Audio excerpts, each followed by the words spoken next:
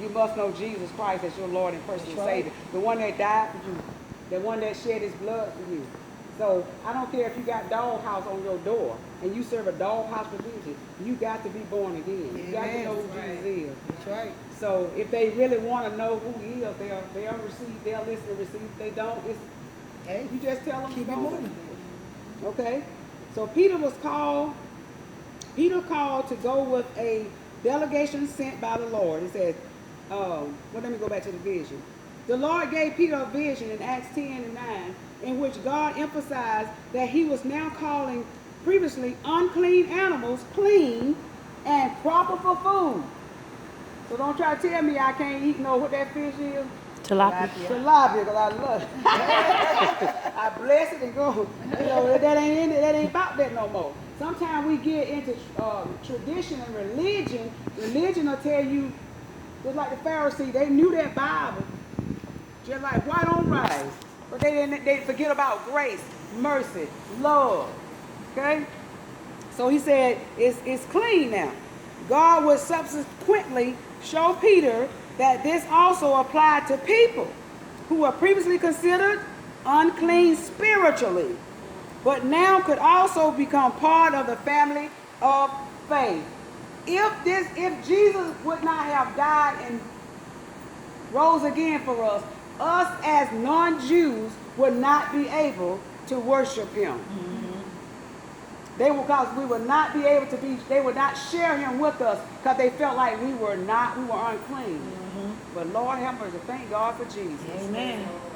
His gospel is for everybody. Amen. Amen.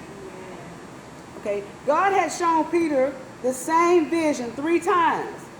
Then while Peter was thinking about what this meant, the Spirit told Peter 3 men had come seeking him. It is very unusual for God to say something 3 times in right behind the other, in other words. But it seems he was especially pertinent in informing Peter that this was his calling and plan. In other words, I showed you this vision. I want you to go. There's 3 men looking for you, and they're going to come to you and ask you, and ask for this man want to see you. Because Cornelius had heard about this bad boy Peter. Yeah. These disciples had become awesome. Amen. And so God would let them know, this is my plan. This ain't no fluke or nothing. I did this. I'm sending these people to you because I want you to take the word to them. Yeah. Oh my God. Isn't he awesome? He awesome. He awesome. This was God calling and playing. You'll know when it's the devil playing when Jesus don't get the glory. Amen. When God gives a calling and has a plan with it, it's going to glorify God. Amen. If you're doing something and God is not being glorified, but you yourself is being glorified, Yes. it's your calling. Right. It's not the plan of God. That's right. And believe it or not, some people have that problem. Their head is big. They have that problem, and they become an opportunist.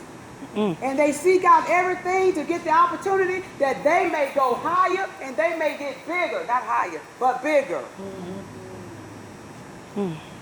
And they can do everything you can do.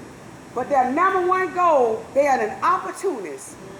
And they looking out for nobody but themselves. Amen. Because they like the prestige that they hear people say, oh, they can cast out. Oh, she a bad preacher. Oh, did you hear her sing? Oh, she this. Oh, she that. And they want all the accolades. And so they go to the extreme to get a pat on the back. They opportunists. Lord have mercy. But God said, he let Peter know, this is my calling and my plan for you. We cannot doubt from the story that Peter was totally convinced that the call was absolutely God's doing. He knew that. God don't play like that.